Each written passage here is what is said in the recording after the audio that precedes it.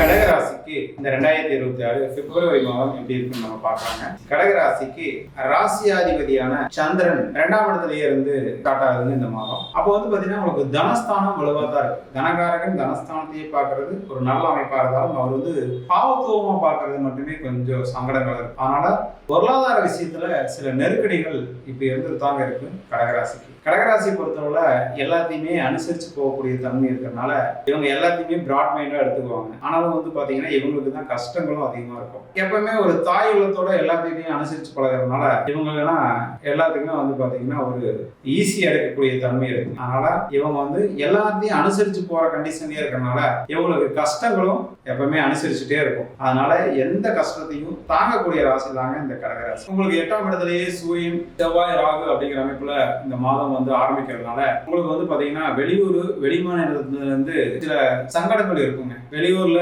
பொண்ணை கல்யாணம் பண்ணி கொடுத்த ஆனாலும் பாத்தீங்கன்னா பிரச்சனையாவே இருக்குன்னா அது இந்த மாசத்துல கொஞ்சம் நெருடலா தான் இருக்குங்க. ஆனாலும் பாத்தீங்கன்னா அதெல்லாம் சமாளிக்கக்கூடிய அமைப்பு தான் உங்களுக்கு இருக்கு. அதனால வெளியூர் வெளிமாநிலத்துல இருந்து சில சங்கடமான செய்திகள் வரக்கூடிய மாதம் இந்த மாதம். அதை நீங்க அனுசரிச்சு போயிருவீங்க. ஆனா 9ஆம் இடம் நல்லா இருக்கிறதுனால உங்களுக்கு பூர்வீக ஸ்தானத்துல இருந்து நல்ல அமைப்பு இருக்குங்க. அதனால பூர்வீகத்துல சொத்து பிரச்சனை இருக்குதுன்னா அதை நீடிக்கலாம் செய்யும். ஆயிரம் தந்தையார் உங்களுக்கு சப்போர்ட்டிவா இருக்கிறது ஒரு நல்ல அமைப்புங்க. ஆனா தந்தையாருடைய உடல்நிலையில நீங்க கவனம் செலுத்த வேண்டிய மாதம் இந்த மாதம். அதனால நீங்க எந்த விஷயத்தையும் பாத்தீங்கன்னா ஈஸியா எடுத்துக்கிறதுனால உங்களுக்கு தான் நிறைய விஷயங்கள் நெகட்டிவாவும் இருக்கும். ஆனா நீங்க அதை பாசிட்டிவ் பண்ணிக்குவீங்க அப்படிங்கறதான் உண்மை. அதனால உங்களுக்கு வெளியூர் வெளிமாநில தொடர்புகள் மூலமா சில சங்கடங்கள் இருந்தாலும் உங்களுக்கு குழந்தைகள் விஷயத்துல சங்கடங்கள்ங்கிறது பாத்தீங்கன்னா இந்த மாசத்துல இருக்கதான் செய்யும். அதனால அதிலே கவனம் செலுத்த வேண்டிய மாதம்.